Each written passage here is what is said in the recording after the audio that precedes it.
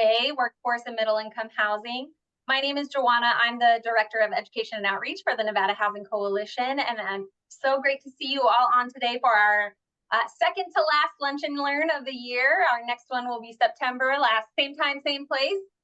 And then we'll have our great housing conference, our statewide Nevada housing conference in October, and I hope to see all of you there as well. Amanda put a slide up there so you can register if you're not already. We're in Sparks this year at the Nugget, and we're going to have Dr. T as our keynote speaker. Really great topics. It's going to be a packed agenda for this year's conference as always, so I can't wait. It's always really fun. And with that, I'll hand it over to my boss, Maurice Page, the Executive Director of Nevada Housing Coalition, who's going to moderate this great panel for all of you today. So I'll just let you take it away from here, Maurice. Incredible. Thank you so much. I appreciate you, Joanna. Good afternoon, everyone. Thank you for tuning in for our August Lunch and Learn. And so we're going to go ahead and jump right in. We have a jam-packed schedule and presentations for today.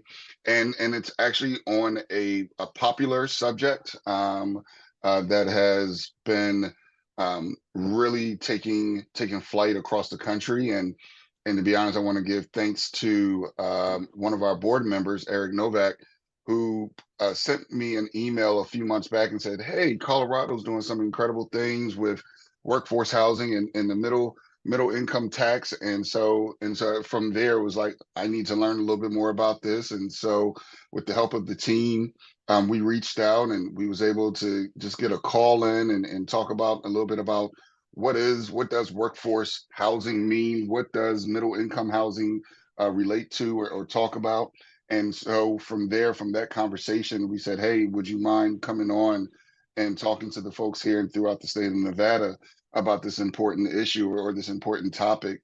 And so today's panel, we have Mike Kramer from Bank of America, Brian Heide, who will be joining us shortly from Bank of America as well, Gabe Gardner from Greystar, who is a developer, and then we have Jerilynn Francis and Kathryn Grosscup from the Colorado Housing and Finance Authority.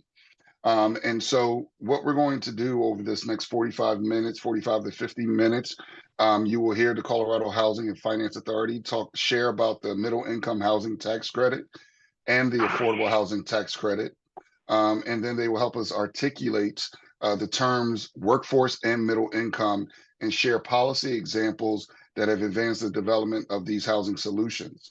And then we're going to cross over and hear from Mike and Brian about their programs to finance workforce housing along with their current activity around preservation. And then finally, Gabe will follow it up, who is a developer who is using funding from Bank of America program to develop housing for workforce and middle income families from across the country. So there's going to be a ton of information. So I expect from our audience a lot of great questions. We will try to answer as many as we can as we go through these next 40 to 45 minutes. But with that being said, I would like to go ahead and turn it over to Kathryn and Jerilynn from the Colorado Housing Finance Agency and have them do their presentations. Well, thank you so much. It's great to be with you all. Really appreciate the invitation and the opportunity to share about some of the exciting and innovative work that's occurring in Colorado in the middle income housing space and in the rental housing space overall. So my name is Jerilynn Francis. I am the Chief Communications and Community Partnerships Officer for CHFA, the Colorado Housing and Finance Authority, and I'm joined by my colleague, Kathryn Grosscup, who is the manager of our Housing Tax Credit Program. We're going to tag team here as we talk about some of the work that we are doing. And let me go ahead. First, just to set the stage a little bit about CHFA, who we are and what we do. We are a statewide organization that invests in affordable housing and community development. We are not a state agency. A lot of folks sometimes think that we are. That's a common misperception. But we are not. We were actually created by the Colorado General Assembly back in the 70s. We're celebrating our 50th anniversary this year. Created in 1973, and our first year of operations was in 1974. And while our authority to exist lies in statute, we actually don't receive any direct appropriations. So when we were created, the Assembly asked us to go out, raise money in the capital markets, and bring it back. And since we were created, we have raised and deployed over $35 billion statewide across all of Colorado's 64 counties. Because of our work, we are often asked to administer state programs and to manage state programs. And it's through our efforts that we have been named the statewide allocator of the federal low-income housing tax credit and Colorado's state affordable housing tax credit. We do this work, this investment work, because we truly believe that everyone in Colorado should have the opportunity for housing stability and economic prosperity. And when we say everyone, we mean everyone. So we are intentional about really leaning into the breadth of what we call the housing continuum. So that includes identifying unique strategies and collaborative efforts and innovations to support those who are transitioning out of homelessness, to those who are needing support through rental housing that is supported through some kind of state or federal subsidy, middle income rental housing, all the way through first-time homeownership and repeat homeownership. And we know the needs vary all across that housing continuum. One size does not fit all. I think that's one of our key messages that we would share today, that while the common theme is there are needs throughout that continuum, one size does not fit all. And so we've worked hard to try and innovate different strategies across that continuum. So one of the number one resources that we want to tease out today that has really helped advance our work in the affordable housing space is our state affordable housing tax credit. This was originally created in early 2000s and then sunset for a time and came back in 2013.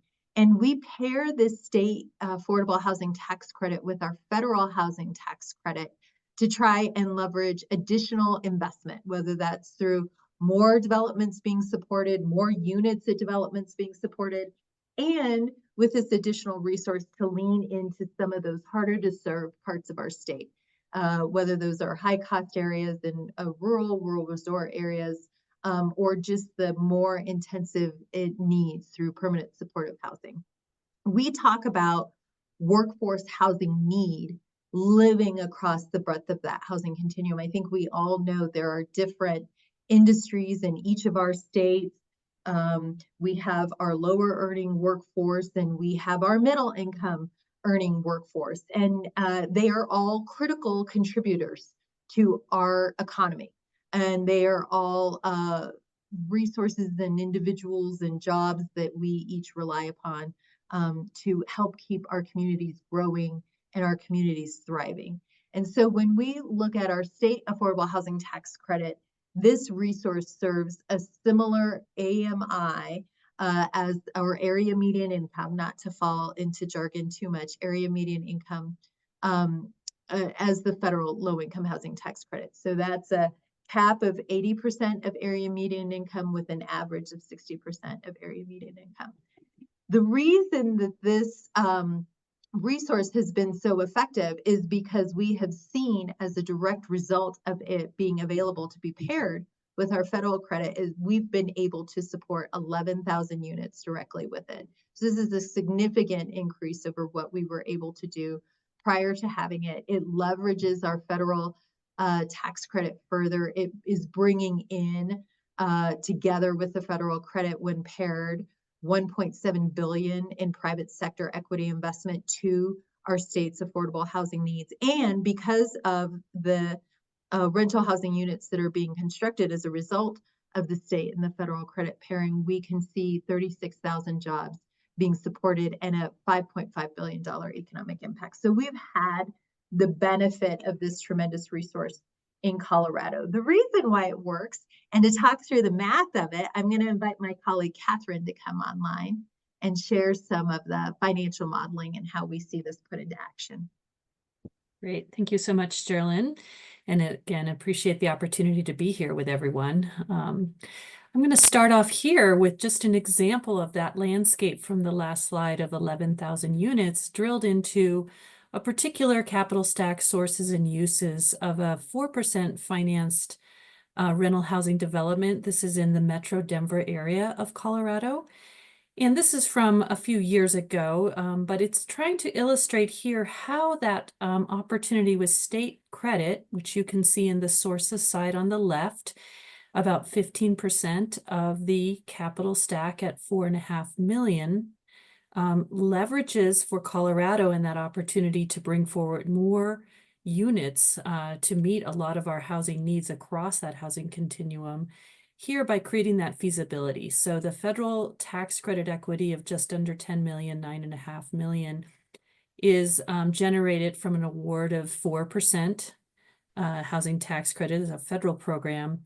And by making available, we have a competitive round in Colorado, but by making available that resource that has been historically last 10 years available for developers, it fills the need in the capital stack to bring forward financial feasibility, as well as create additional opportunity and leverage that federal 4% credit for Colorado, and is not an uncommon strategy when state credit is made available in a state. So what you see here essentially is how that credit fills a gap, and larger, it brings the opportunity then for more deals to move forward that otherwise might have competed for federal 9% credit. So it takes some pressure here in Colorado off of that highly sought after resource and brings more opportunity. So that's really been the way we have leveraged state credit heretofore. Now I'd like to talk about the opportunity that has come forward this calendar year in Colorado with an acceleration and an increase in state affordable housing tax credits. So here you see this outcome partly because of our success in deploying that previous resource availability and Colorado's expanding and increasing housing challenges. With an outcome here, it's House Bill 241434 from the last session. It just concluded in May this spring, where we were very honored to see such a tremendous increase and a new structure for state affordable housing tax credits. So you'll hear me talk in a minute about that. But just to drill in a little bit, the opportunity ahead for this year and for 8 years total through 2031 expands from the existing 10 million of annual authorization of state credit that we can then pair and leverage with the federal program. Expands it dramatically this calendar year. There is a step down process to balance our state budget's fiscal impact, and then a reacceleration. And there was a new structure brought forward which accelerates the pace that this credit can be claimed. So rather than being ratably claimed as a 6-year credit, this new accelerated state credit is claimed 70% in the first year, and then a balance of 6% the remaining years 2 through 6 of that 6-year credit. Essentially, this increases the investment opportunity and pricing and then leverages additional resource in capital stacks. So we know that time value of money essentially translate with that accelerated 70% claim in the first year to a higher pricing for that credit and increasing competition. And what I'd like to do is in the next slide, sort of pair why both strategies matter. So our standard state credit, Jerilynn talked about that being authorized and then reauthorized the last 10 years, is ratably claimed. It's claimed at the same amount across the 6 years. It is authorized at 10 million in Colorado. Then we know that that creates an opportunity to really work with our 9% program. And so you'll see here in a few minutes how we've been able to pair state credit, standard state credit, with our 9% round to expand opportunity there for either deeper affordability or possibly greater unit sizes in those applications. And we know too that we can allocate it a slightly smaller amount per year because the credit being ratably claimed is level, and that continues strong investor interest. Alternatively, we're very excited about accelerated state credit. We've already created an opportunity or evaluating a 5-to-1 interest to amount available this calendar year of accelerated state credit, where because of that acceleration, higher pricing is being shown from investors who are interested, state credit investors and syndicators. And that gives the opportunity to fill additional gaps, as well as make sure that we can really work with larger developments. So you're seeing sort of the opportunity with these different structures and different amounts for us to really lean in and meet needs across that housing continuum. So for example, very deep supportive housing opportunities with the standard state credit, seeking the very rich 9% resource, and possibly developments that have a midpoint more of a 60% AMI, or maybe a blend even up to 80% AMI proposed, with the accelerated state credit that can be used to support a much larger gap in those developments. Then moving forward, 2 other opportunities were created this calendar year in Colorado. Great tribute to Jerilynn and lots of others for this work. These are both very new opportunities for our state and even nationally. So we're very excited to share this information with all here. First is a transit-oriented communities tax credit. So this is referred to as a TOC credit. It is a state credit here in Colorado.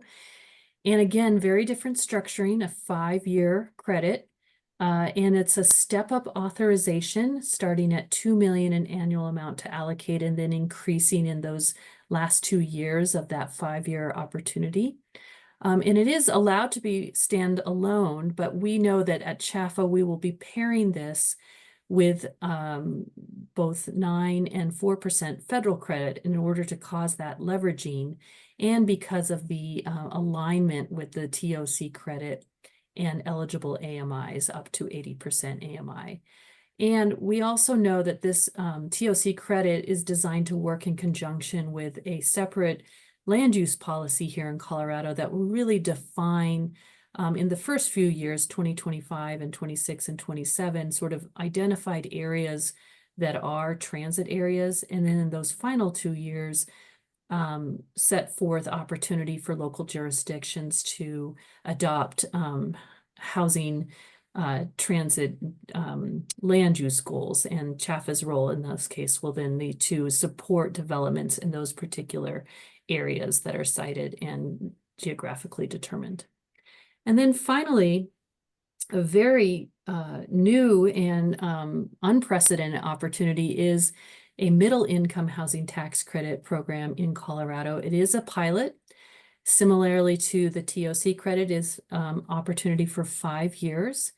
And this is very exciting because it expands the opportunity to work with developments who might be providing affordability to households earning between 80% and 120% of an area median income, and in some cases in rural resort regions of Colorado up to 140% AMI. So it really expands the opportunity to serve and work with developers and developments across that housing spectrum. This program, the MyTech credit, is building on success here in Colorado of what we've been talking about, that state housing tax credit, as well as a middle income access program, a mezzanine debt lending program that CHFA has worked on and really seen great success with over 1,000 units created. This middle income housing tax credit is 5 years. And again, it is also a step up as we move forward and really lean into how to best create the opportunity. So 5 years in the first 2 years, next year in 26, and then an annual amount of $10 million in those final 3 years. And last, very much available to follow up, but we know that most cases allocation of tax credits makes good sense for leveraging federal resource or for best practices, but there was an allowable opportunity with MyTech to be a transferable credit in a unique case when we might have a government or a quasi-governmental owner operator. So if you might think of maybe a middle income type authority, possibly a local housing authority, or even possibly a town or who may own middle income housing because of workforce challenges. So I think there I'm going to return back to Jerilynn, who, oh, I have one more, excuse me, just to summarize for everyone here, the work to date of how we have paired and issued both federal and state credit, and then where we're going in 2024, which is really set aside here on this graph. So you see across the last 10 years, the gold at the bottom, which is the results of our 9% allocation process. The blue in the middle, which are the results each year of federal 4% bond finance transactions. And then that green on top of each of those calendar year bars representing that 11,000 units that we were able to expand and make available in the state because of that state credit. And then what you see moving forward in 2024 and just now beginning to come forward is our opportunity to leverage even additionally the two different types of state credit with both now 9% and 4% round that is underway. So that 2024 bar is just midpoint of the calendar year and will really now even drive a little more complexity of how we're able to make deals financially feasible. Thank you. And Jerilynn, back to you. Absolutely. So as we shift gears to think about the coalition and the engagement work that came together to help advance these unique and exciting policy programs, want to just shine a light on some of those efforts. So first, for the Affordable Housing Tax Credit, we have been very blessed and fortunate in Colorado to have bipartisan support for that legislation, in large part because of the bipartisan support that we have for the federal tax credit program and the alignment around the public-private partnership that comes together in order to make the tax credit program effective and successful. And so through those efforts, we have been able to bring together a breadth of stakeholders from our affordable housing advocates to our investor community, to our developer community, alongside with our local community leaders, our mayors, our county commissioners, our housing champions at the local level, as well as our chambers of commerce and our employers, all of whom really are very much in Colorado feeling the pressure that is resulting from a lack of adequate and the appropriate volume of affordable housing stock in Colorado. We had over 81 organizational supporters for the expansion and creation of the accelerated affordable housing tax credit this year. In our middle income housing tax credit, 39 organizational supporters, again, very bipartisan, very cross collaborative amongst the community sector. Not quite as many as you can see number, but I don't think there's anything wrong with that.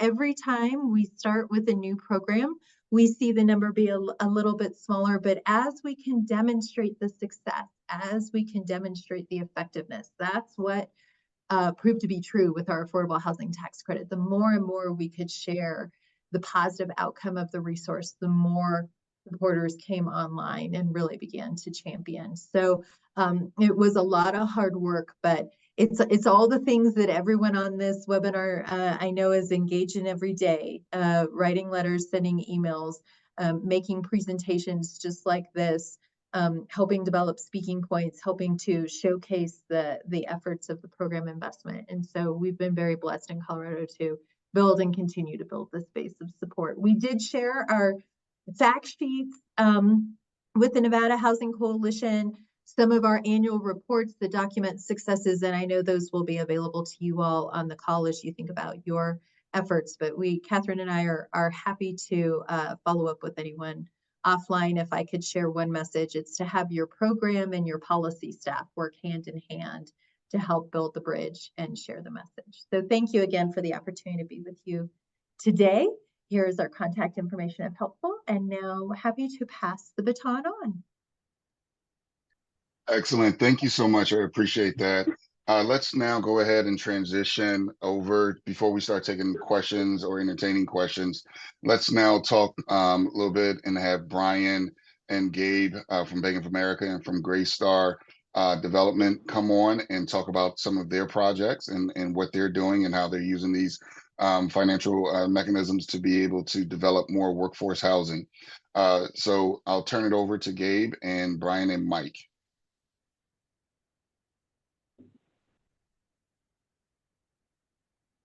Thank you. I'll start off. This is Brian Heide. I apologize. My camera's not working, but I promise I'm a real person. I'm not an AI-generated voice. I'm here. I just don't have a camera that works. So we've been fortunate enough to work with Gabe and his team at Greystar on a handful of different projects.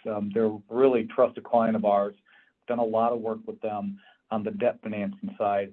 But Mike and I work in a group within the bank that isn't oriented towards debt. We do equity investments, and it's fairly simple, but not so simple that anybody else does it. We use the bank's balance sheet to invest as a private equity partner or a joint venture partner with developers and real estate owners to bring the overall cost of capital down within the totality of the project. So along with developers like Greystar and the work that Gabe does with his teams, we'll be an equity partner. So we'll utilize traditional mortgage financing from a bank to the construction loan, but we utilize Bank of America's balance sheet to offer lower than traditional equity capital to help bring the overall cost of capital and the capital stack down. And then we're great operators and developers that can build at scale and effectively bring the cost curve down on the construction side because we do it so frequently.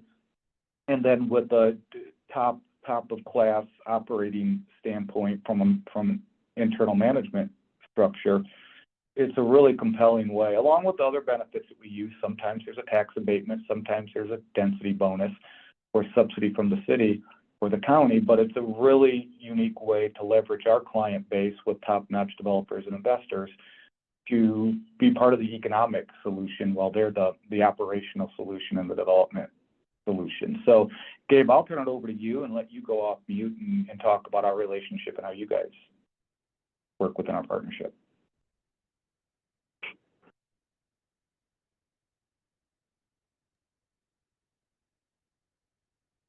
You're on mute, Gabe. Thanks for the introduction, Brian.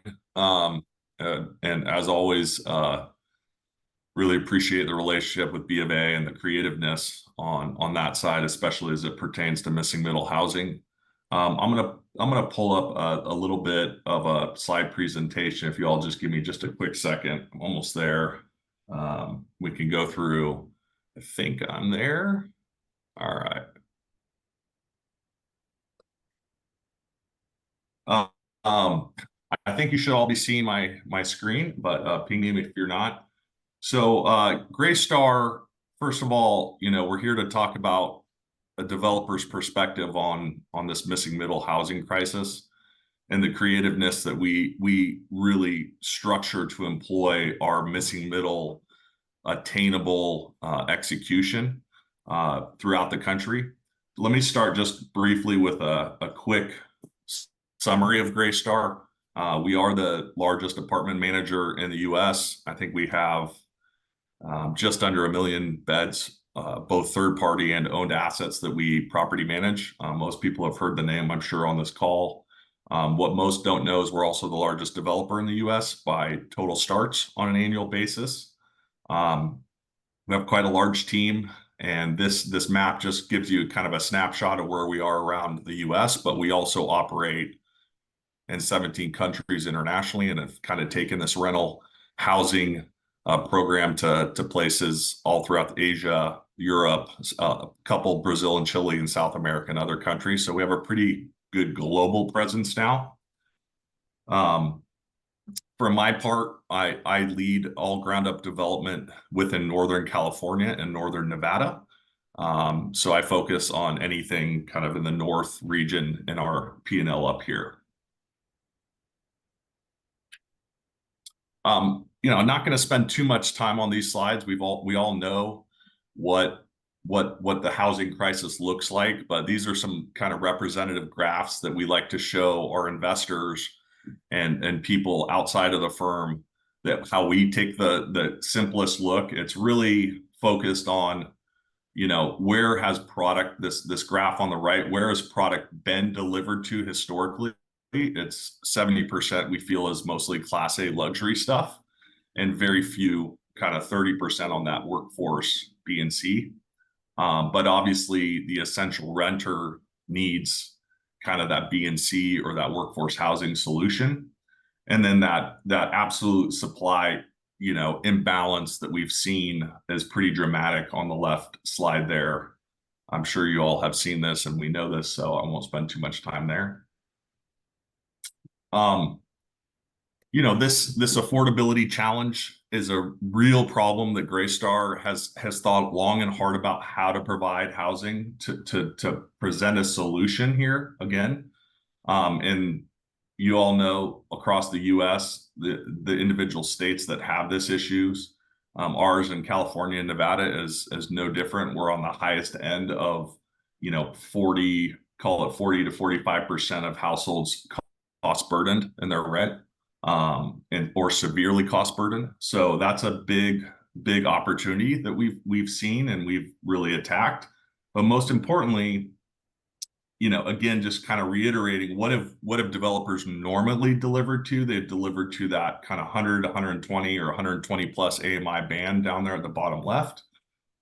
And so Greystar came in about 2.5 years ago, and we launched 2 brands under the same attainable strategy.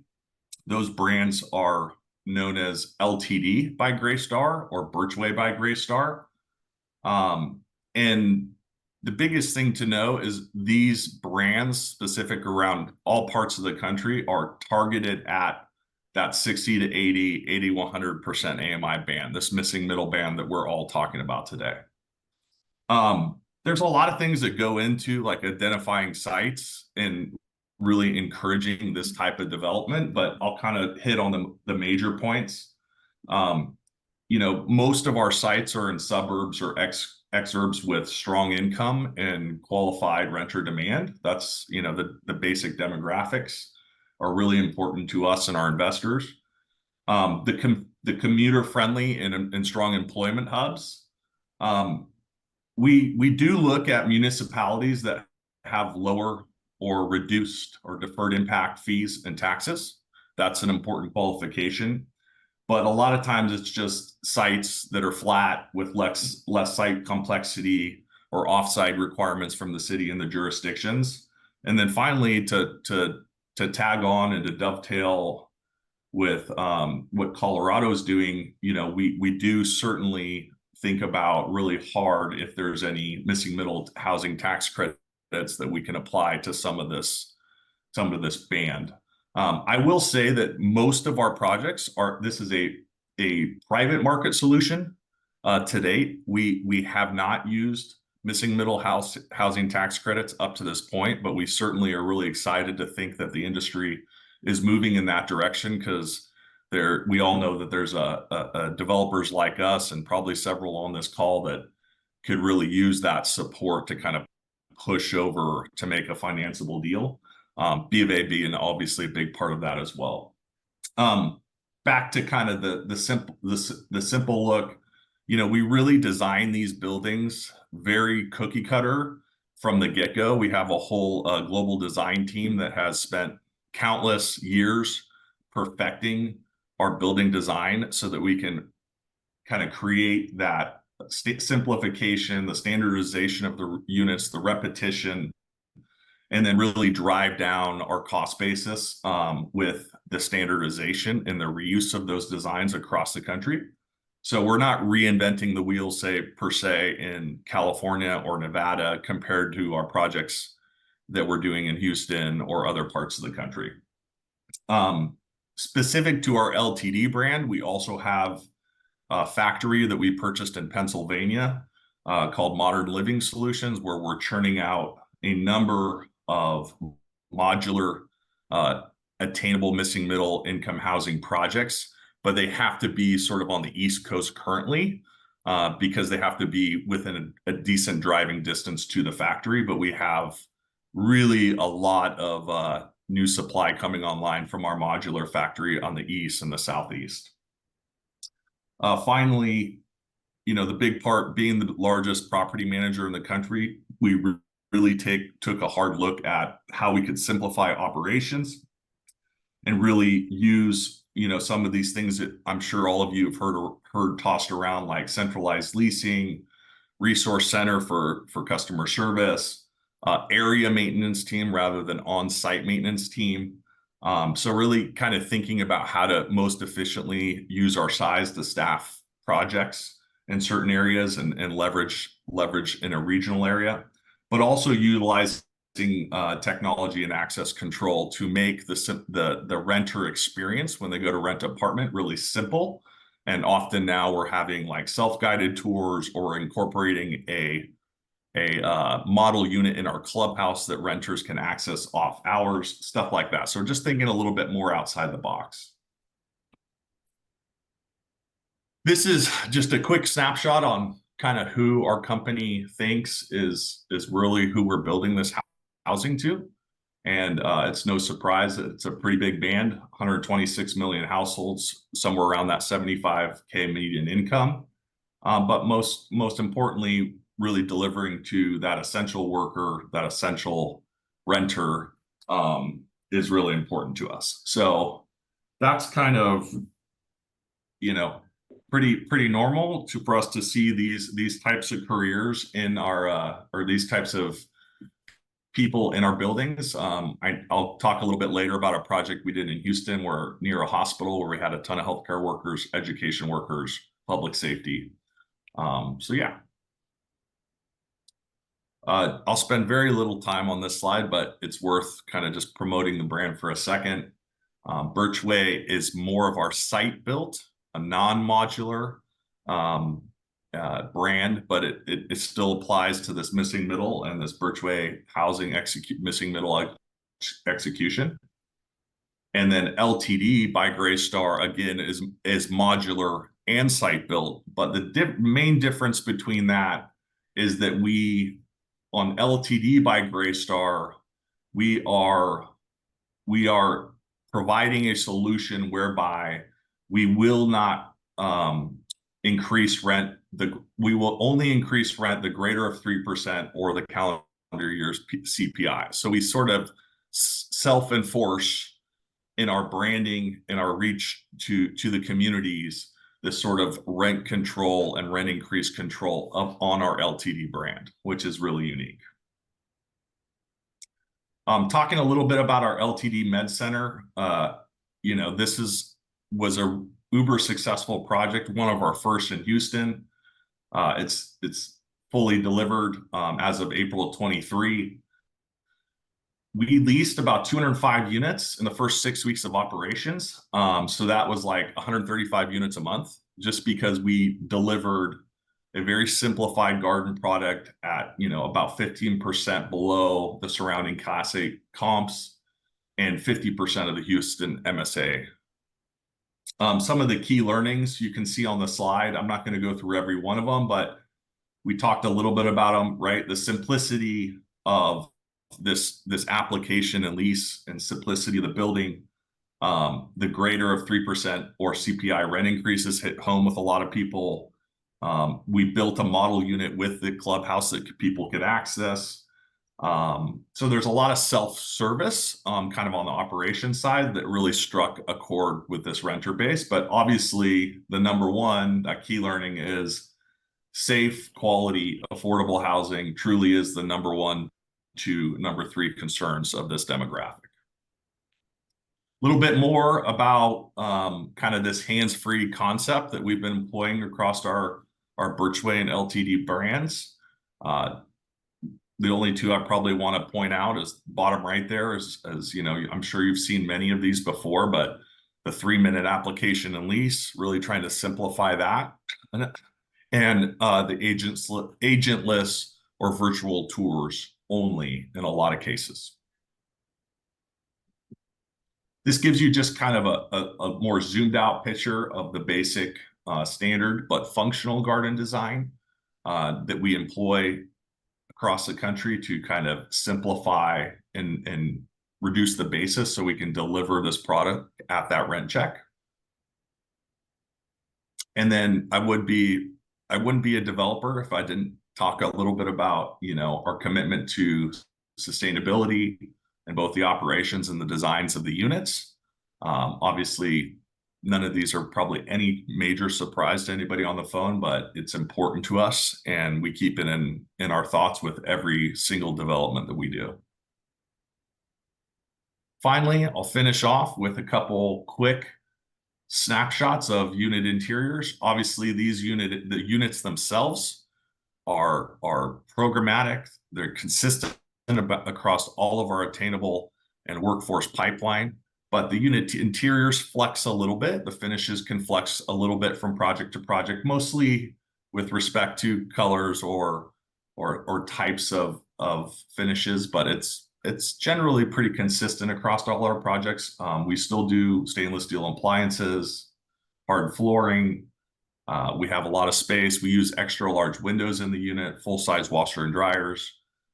The standard kind of expectations of any luxury market rate unit renter will find in a Greystar property, even in this missing middle execution. And then I got a great picture of a closet for you guys too, just in case you didn't see the closet. So that's all for me. I'll pause there. Hopefully I didn't take too much time, but appreciate it and welcome anybody's comments. Yeah, and I'll comment real quick again. This is Brian Heide from Bank of America. So I think the presentation that Gabe just provided, I think, shows the power that a large institutional developer and owner like Greystar can bring. I mean, I think anecdotally, I can estimate that their ability to build at scale with their experience, generally speaking, brings the yield on cost down by anywhere between 30 and 70 basis points compared to other developers. And that's an incredibly substantial difference when you're looking at bending the cost curve when you don't have the benefit of tax credits. Now, Mike and I work within the Community Development Bank of Bank of America, and this is our second year in 2023 of over $7 billion of tax credit, equity, and debt deployment.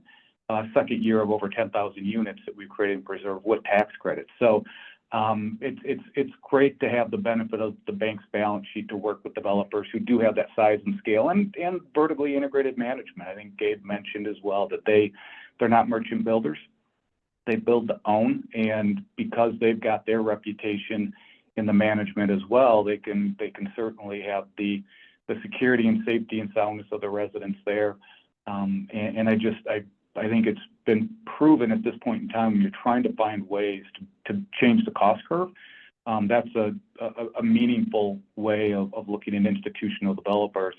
But I also wanted to mention for those out there in the audience that, again, we're part of the Community Development Bank, and our DNA within Bank of America Community Development has always been tax credits, LIHTC financing, state and federal, and that's still well over 90% of what we do from an equity deployment standpoint. Mike and I are fortunate to be in the non-tax credit area where we can try to make a difference where programs don't exist at this point. Excellent. Thank you, Brian and Gabe. Great feedback. Gabe, your presentation is very popular. As I scanned the chat, a lot of folks would like to get access to your presentation. So if there's maybe a way, I know that we can't hand it out right at this point, but if there's a way for us to do another version of it where you can send it out to our coalition members, please keep us in the know, and then we'll let our coalition members on the next steps.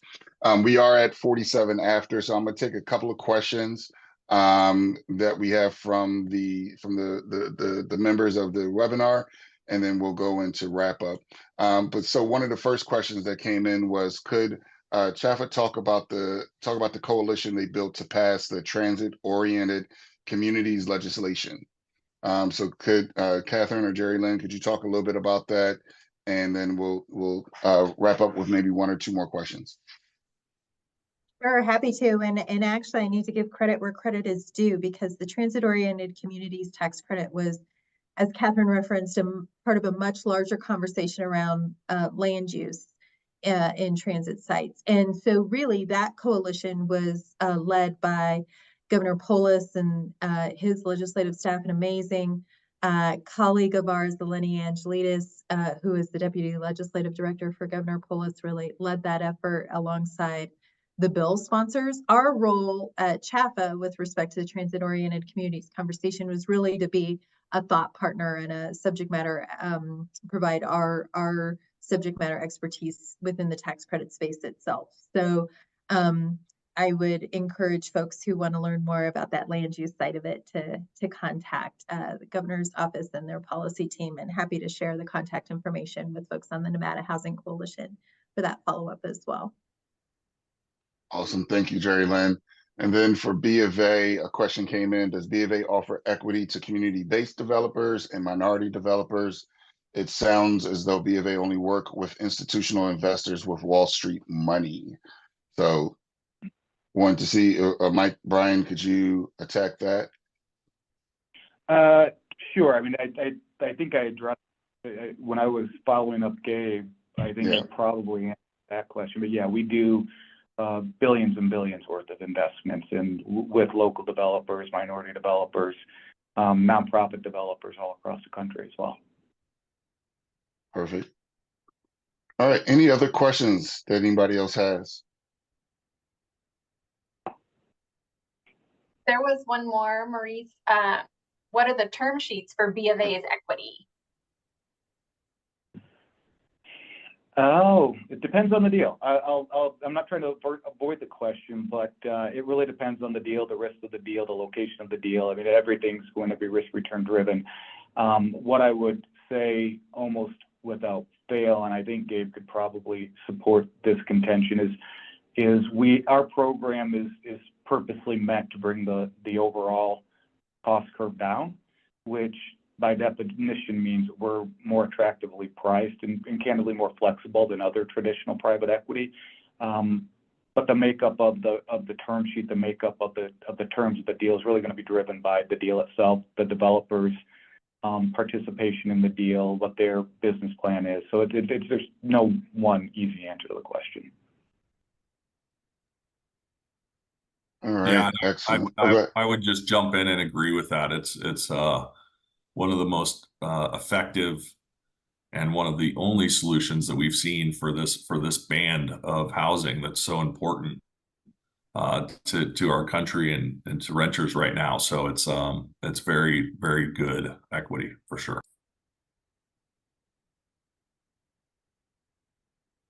All right, excellent.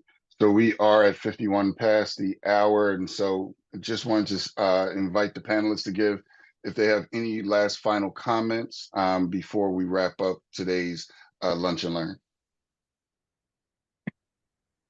I'll make one quick comment. This is Gabe Greystar again.